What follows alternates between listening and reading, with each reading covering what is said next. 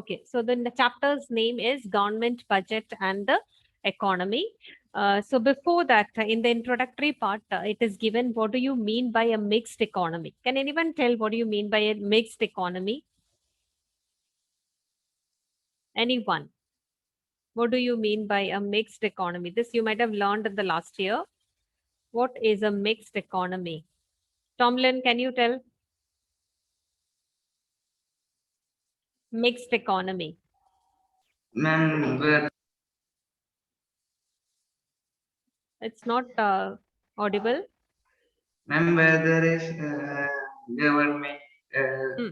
industries and private industries both. Yes, where there is the influence of government also, and at the same time, private also. Private ownership of assets will be there. Okay, so here you might have learned capitalist economy, you might have learned socialist economy, then you might have learned mixed economy. So capitalist economy, when we say that is everything is decided by the market forces. Everything will run according to demand and supply. Socialist economy in the sense everything will be decided by the government. All allocation of resources will be done by the government. So when we talk about mixed economy, both the features of capitalism and socialism we can see, or both the features of a centrally planned economy and the capitalist economy we can see. Now, when we are talking about a mixed economy, the role of government is very important. Okay, role of government is very important in the sense government plays a major role in the allocation of resources. At the same time, private ownership is also there. So when there is a role for government, we should discuss about government budget here. Now, what do you mean by a government budget? So it's an annual financial statement. Annual financial statement in the sense every financial year. Have you heard about financial year? When it is starting, when it is ending? Any idea? April Any? 1st it starts and March 31st it ends. Yeah, it starts by April 1st and it ends by March 31st. Okay, so there is a this is a financial year we can see for our government. So for that particular year, any particular year, the government will prepare a budget that is that is an annual financial statement. In that, what all things they are showing, that is expected revenue and anticipated expenditure. Expected revenue in the sense how much income or money they are going to get in that particular year as a tax. Like that, they will be expecting some amount of revenue. Okay, so that will be there. At the same time, anticipated expenditure in the sense how much they are going to spend, how much they should spend on different sectors, that will be decided in the government budget. So during a fiscal year, what all estimates in the sense they are calculating what all estimation of expected revenue and anticipated expenditure will be there, that will be presented as a statement, that we call it as government budget here. Okay, now there are, or we can say that it includes the receipts and expenditure. Receipts in the sense which we get from or it is a source of income from where we are getting all money. So receipts here, mainly we are talking about the taxes which the government is getting, or sometimes non-tax revenue also is there. All those things will come under receipts here. Expenditure, what all expenditure they are planning for particular year. Now it is not an actual one, it is an estimated one, because it is an expectation. This receipts and expenditure, it is an expectation. So they are calculating, okay, this much they are going to get. So it is an estimate only, not a original one. Now it has two parts. What are those two parts? That is receipts and expenditure. So two important components are there for budget. Which are they, Hannah? Which are they? Yes, receipts and expenditure. Okay. Now, next one, what are the objectives of budget, or why do we plan, or why do we make a budget? There are some objectives for it. This is the next one they have given related to the objectives. The first, there are various points in that. There is a reallocation of resources. In your textbook, it is given a little bit different wordings. That is allocation function of government budget. That is the same thing as a reallocation of resources. Next one, it is given redistributive activities. But in your textbook, redistribution function of government, then economic stability, like that various objectives are there for the introduction or for planning the budget here. Now, what is the first one? That is a reallocation of resources.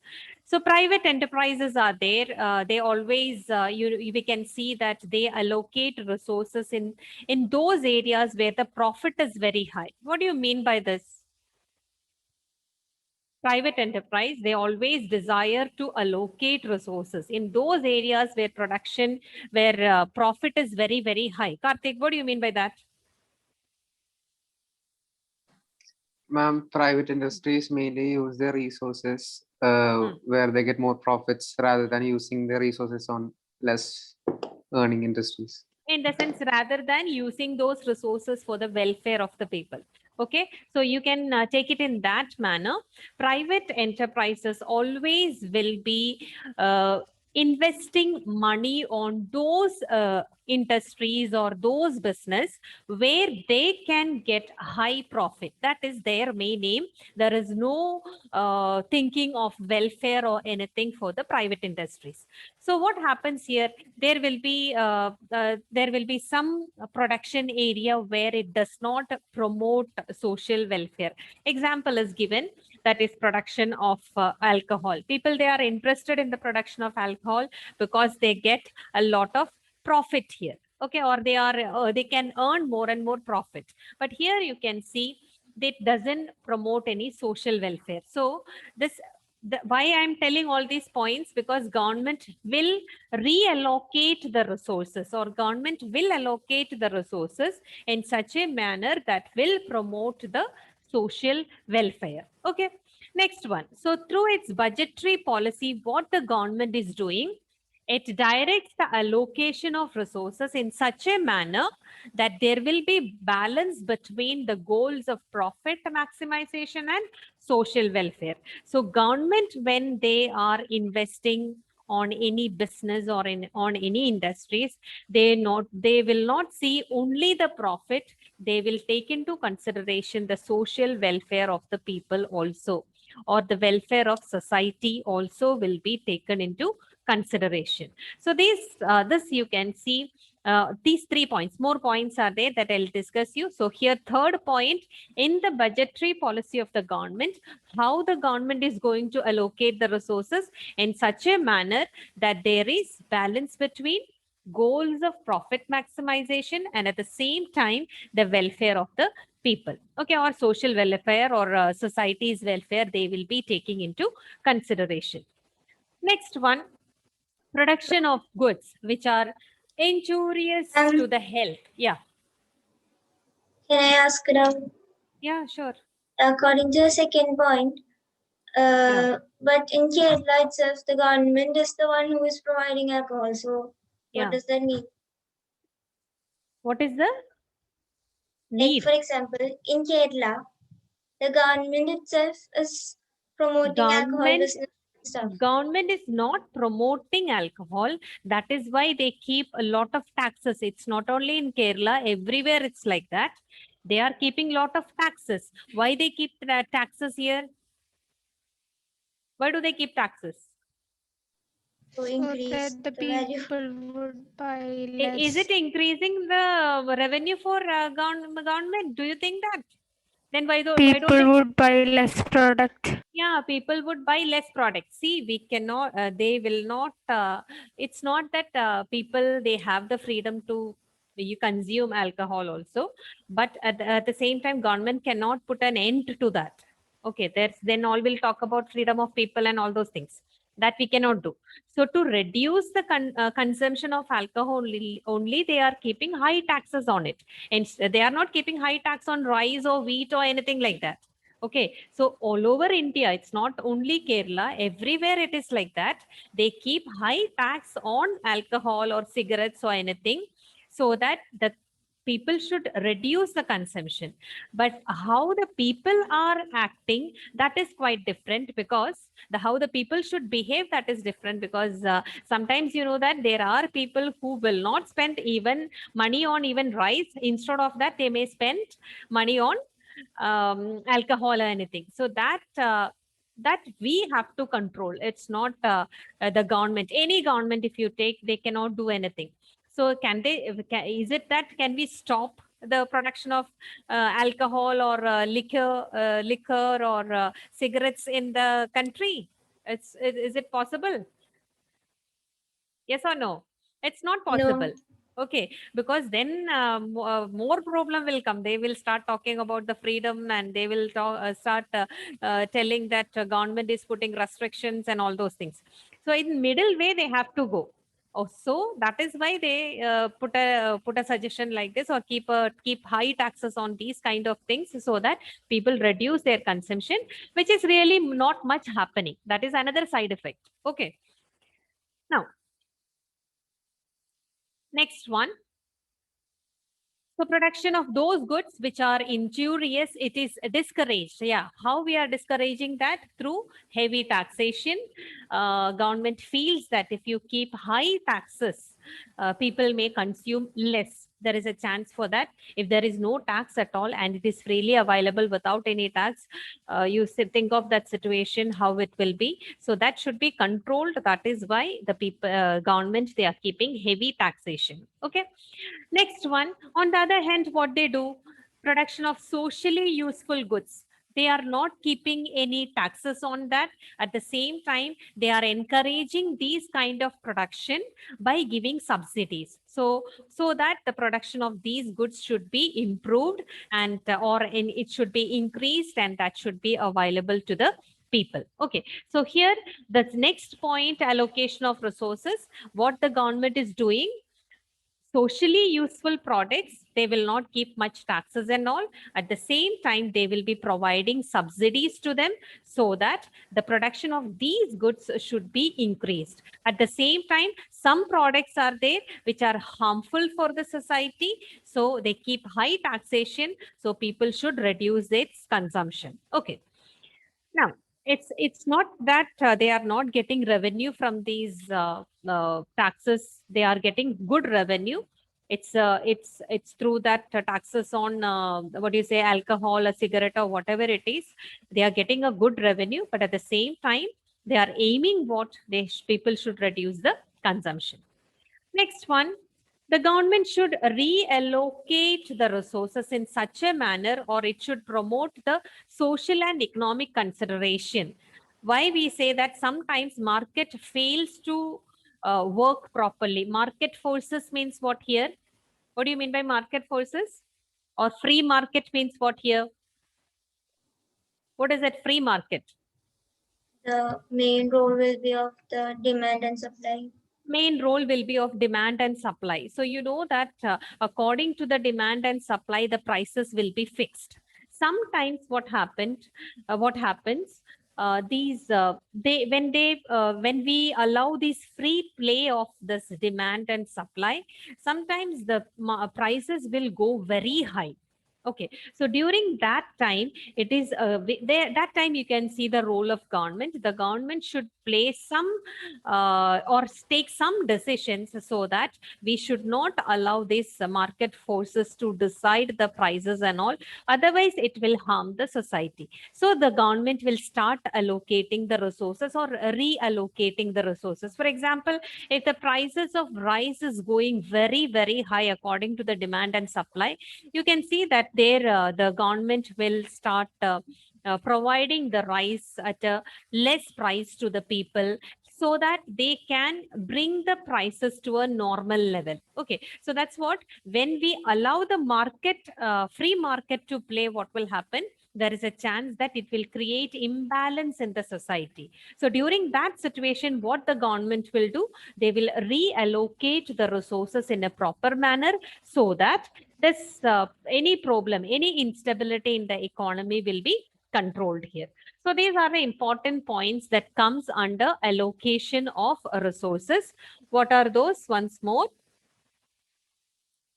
Basil, can you tell what is the first point related to allocation of resources?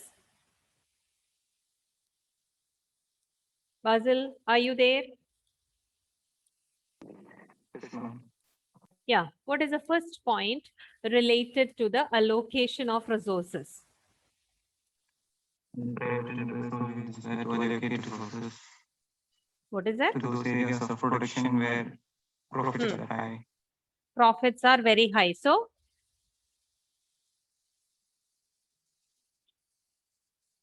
it will not promote social welfare. So, what the government should do? Ashish, what the government should do? They should reduce they should reduce what? They should direct the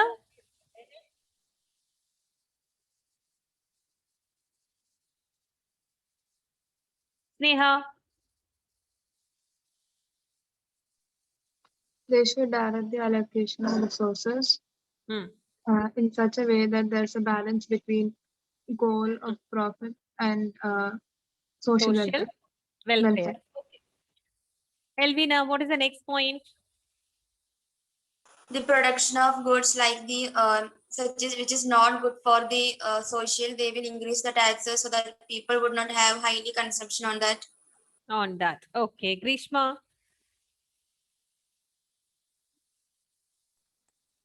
Production of goods which are injurious to health are discouraged through heavy taxation. Okay, next one. Amal Raj.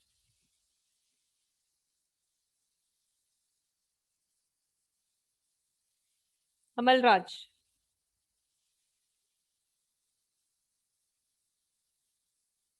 What is the next one?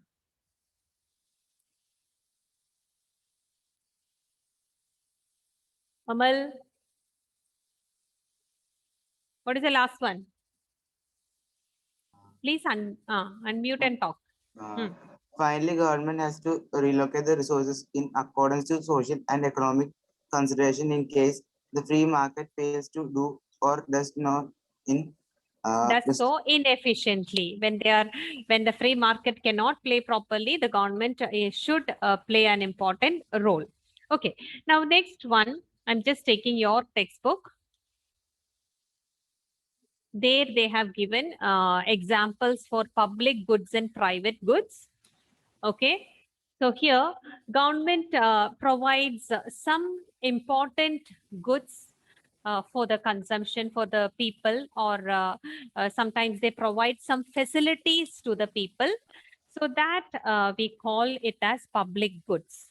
Okay, for example, they have given that is national defense, roads, government administration, all those things. So some services or some goods are provided by the government, which will not be provided by the private people. Okay, private people, if they start providing roads on railways and all those things, the people will not be able to travel in that because they will be charging a lot of money from the people. So to provide, the government will provide some goods to the people or services to the people, that we call it as public goods. What all examples are coming? Like national defense, roads, government administration, and all those things. Now, there is a difference between private goods and public goods. One example, what they have given here, private good means whatever we are using, our clothes, food items, cars, all those things comes under the examples of private goods. And here, some 2-3 differences they have given. The first one is that benefit of public goods, it is available to all. It is not restricted to one particular consumer. Okay, so one feature you can see, or one difference you can see between public goods and private good. What is that? First one, the benefits of public goods, it is available to everyone and it is not restricted to one particular consumer. Here example, what they have given, one person is eating a chocolate, that satisfaction who is getting, that is only for him. Or one person is wearing a shirt, the service is utilized, or that good he is using, not for the whole community. Okay. At the same time, here another example is given. If you are taking a measure to reduce the pollution, or if you are constructing a public park, that benefit is going to everyone. It is not for one person. That benefit is enjoyed for by everyone. Okay. So this is what one difference you can see between the public good and private good. Second one, that is, in case of private good, if you see that anyone who is not paying or buying the good, he will not be enjoying that particular good. If I am buying a shirt, I can enjoy that particular shirt. Or if I am buying a ticket for cinema, that is what example they have given, I can go and watch the film. It's not that those who are not buying, they will not be allowed to enter there. So here, that means when one person is spending for one particular commodity, that will be, he can enjoy that particular benefit from that when we buy any good. So here it is what we say, that public goods are not like that. It is non-excludable, in the sense whenever we are using any public good, we can say that we are not excluding any one out of this benefit. For example, you are going to public park, we are included in enjoying the benefit of that public park. We are not excluded. So it is non-excludable. But in the case of private good, if you see, what is that? If you buy that, you can enjoy that. Otherwise, you are excluded from that. You are not allowed from enjoying that. Okay.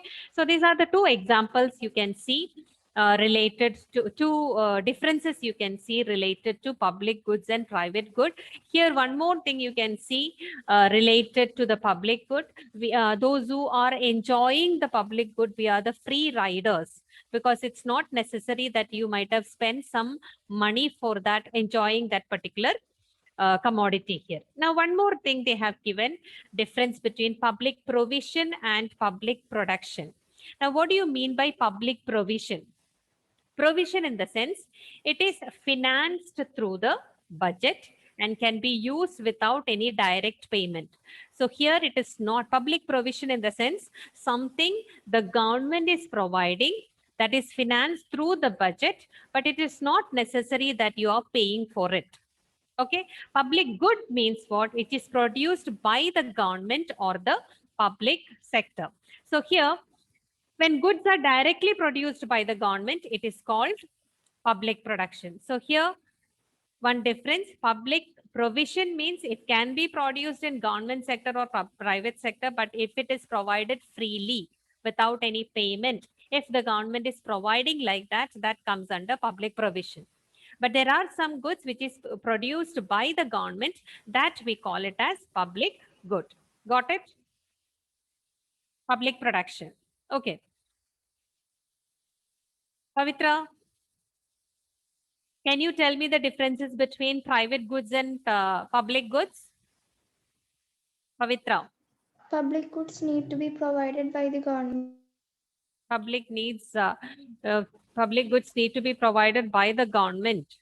What is related to two differences related to the benefit? That's what I'm asking. Public goods are available to all. And not restricted to a particular consumer. What about the private good? Anjo,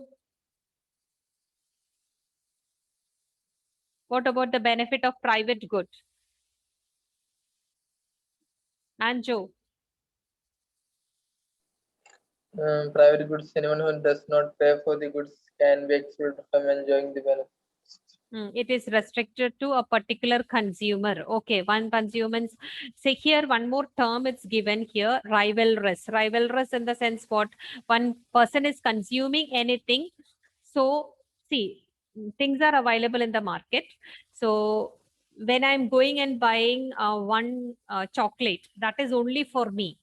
So I bought means it will not be available for others. That is why they call it as rivalrous. My buying is in rivalry with the other one. Okay. So whenever I buy something, the others are not able to buy what I bought, or their number of whatever is in front of them, the number of quantity reduced because I bought that. This will not happen in the matter of publichood. Okay. Next difference. What is the second difference is given? Grishma, what is the second difference? Public goods are non-excludable. Public goods are non-excludable and private goods are Excludable if we don't. excludable. What do you mean by excludable, Aishwarya? Excludable means when a person buys something for a value, the other person may not get it without paying for it. Yeah, But he in is the case excluded. Yeah, he is excluded from enjoying that. Okay. Karthik, can you tell public provision and public production? What do you mean by public provision and public production? Ma'am, public provision means that they are financed through the budget and can be used without any direct payment. Public goods means that they are produced by either government or the private sector. Private sector, but at the same time, it is public goods may be produced by private goods or private sector. This is, it can be, but it can be provided by through the public provision. But when goods are produced directly by the government, it is called public production. Okay, public goods, whatever we are providing to the people, it is through public provision. It is financed by the government without any direct payment. But at the same time, when we talk about public production, goods are produced directly by the government. It is called public production. Okay. So this is related to the first point, that is allocation of resources. Second objective is redistributive activities. Redistribution, you can see that why they are mainly into redistribution. It is mainly to reduce the inequality in the economy. You know that there are some group of people who are considered as rich, some are poor people. There is inequality in the society. So what the government does, they are involved in some sort of a redistribution. Okay, that redistribution main aim is what? It is to reduce the inequality. Now how the government is doing that? You can see that in the budget, it shows about the taxation and subsidies. Or in that budget, you can see they will be writing about the taxation and how much taxation it should be, how much subsidies to given to the people. That will be shown in the budget. Now, what they do here, what is the main aim of this taxation and subsidies? It is for the distribution of income and wealth in the economy in a better manner. Okay, in a better manner in the sense, you know that the income is concentrated in few people's hand, or you can see assets are concentrated in few people's hand. So what the government does here, the government will put more taxes on the rich people and collect the money, and that will be used for giving subsidies to the poor people. So in this way, you can see that they are involved in redistributive activities, or the government tries to reduce the inequality. How they are reducing? By imposing more taxes on the rich and giving subsidies to the poor people. Or what they do, they spend more money on for the welfare of the people.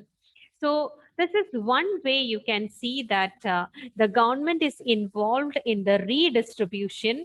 Redistribution in the sense they take money from the rich and they support the poor people, mainly by giving subsidies, or you know that there are some sort of pensions given to the people through which the government supports the poor people. At the same time, very rich people, they are taxed, and that income will be used for giving as subsidies here.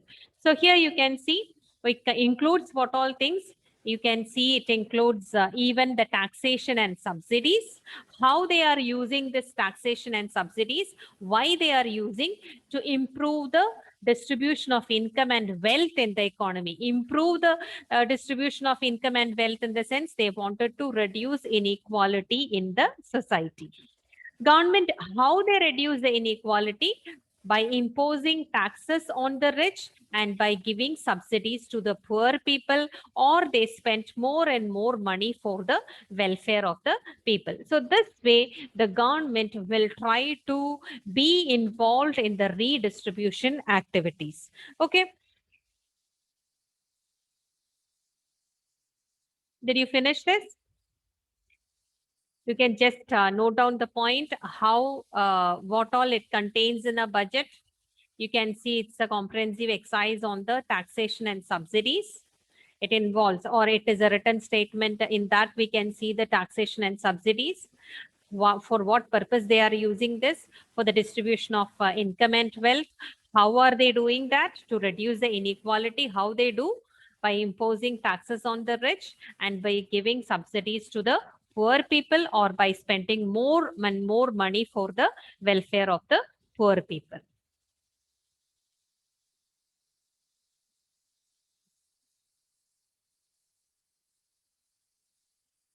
Now, if you see about you have studied in the previous class related to disposable income, right?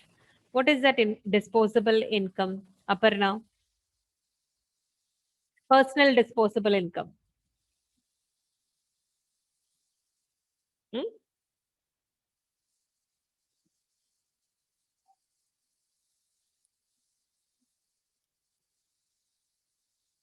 She's not there.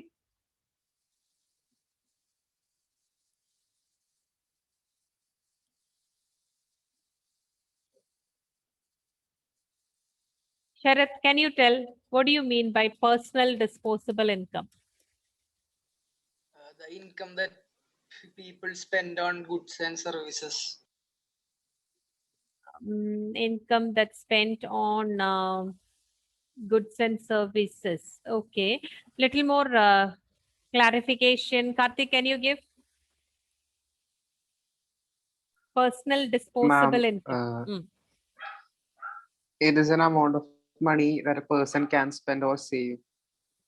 It's an amount, amount of money a person can spend or save. But from that, something is taken out. What is that? Taxes. What is that? Taxes. Taxes is taken out. Okay, so that is what one example, one provision they have given in your textbook. We'll just see that also. Just 1 minute. Yeah. Redistributive function.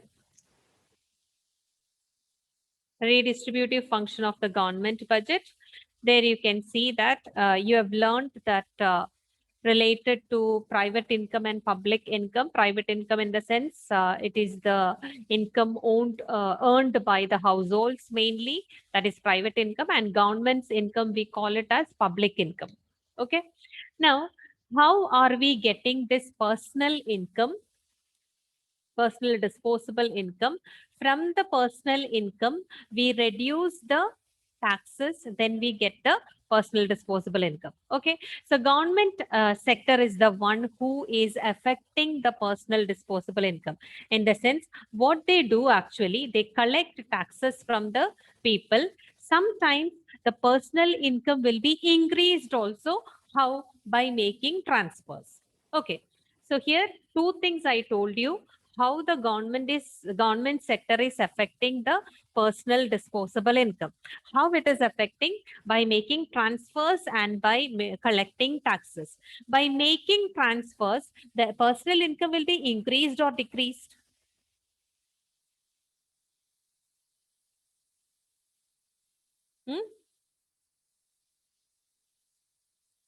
By making transfer, government is making transfers. That at that time, our personal income will be increased or decreased? Yes, say.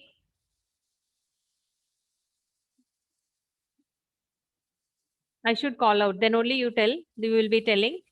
Yeah. No one will tell voluntarily. It is something like that. Sometimes I get a feeling that as you ask question, the moment we ask questions, you will put your head down. Like that it is. Right? Someone answer voluntarily. Nobody. Okay, I will ask then. Grishma, whenever government is making transfers, our income will be increased or reduced. What is this? What is this transfer now? Tell me. That is what. What do you mean by transfer payments?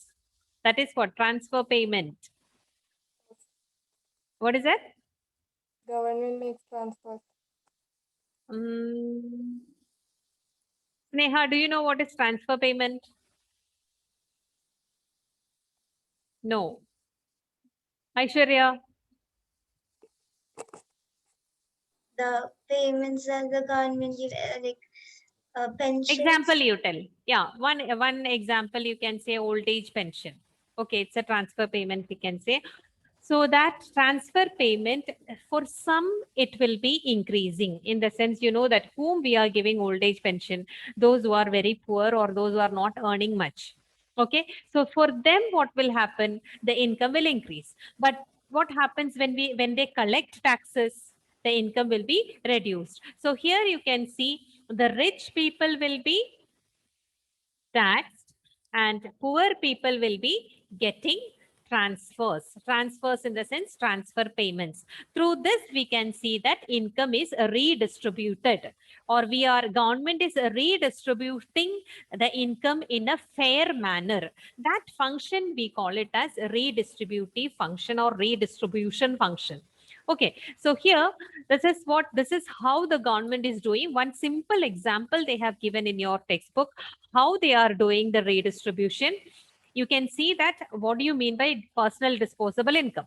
This personal disposable income will be affected by the government. How is it affected? By transfers and by collecting taxes. Whenever government is doing transfers, the income of poor people will be increased. At the same time, when you collect taxes, income of rich people will be reduced. So here you can see redistribution, which aims at reducing the inequality in the society. Okay. Now, next one. Here it reduces income of the rich. That is another objective. It reduces income of the rich and raises the living standard of the poor people. How they raise the living standard of the people? By giving subsidies or by giving transfer payments and all. They support the poor people. This will lead to equitable distribution of income here. So that is one thing you can see, one another function, one another objective you can see under the redistributive function. Another one you can see, you have studied about anti-poverty measures, employment schemes and all. All these things are to support the poor people or to bring the poor people above the poverty line. There also the government is supporting the poor people so that the inequality in the society will be reduced. So this is another major objective you can see under the redistribution scheme. Another one way through which they are doing the redistribution is public distribution system. You have studied about public distribution system so that the people will be able to get the food grains at a very less price. So, or at essential things are available at subsidized prices so that everyone can enjoy the necessary items in their life. This will reduce inequality in the society. Next one, equitable distribution of income and wealth. It is a sign of social justice, which we say. sign of social justice, in the sense in the society there everyone should be somewhat equal. There should not be some glaring inequality in the society. To reduce this, what the government is aiming, redistribution or equitable distribution of income, and that is one of the main objective of our country, or one of the socialist idea of our country, we can see when we got freedom or when we got independence. Okay, so these are the important points related to the redistribution of resources or redistribution function of the government. We'll continue in the next period. Now just let me take the attendance. Aditya, Anila, Present, ma'am. Anjo, Present, ma'am. Aparna, Present, ma'am. Atul Krishna, absent. Basil, Sabina, Hanna, Present, ma'am. Karthik, Irfan, Present, ma'am. Pavitra, Present, ma'am. Sharath, Yes, ma'am. Shubham, Yes, ma'am. Tomlin, Present, ma'am. Hadi, Present, ma'am. Aishwarya, Present, ma'am. Amal K. Saji. Present, ma'am. Amal Raj, what happened to Amal K. Saji? After Fever. a long time. Oh, so many days you had fever? Yes, ma'am. Huh? Okay. Amal Raj, Ashish, Yes, ma'am. Elvina, Present, ma'am. Rishma, Present, ma'am. Sneha. Tomlin, I called you, right? Okay. Okay then. Bye everyone. Thank you.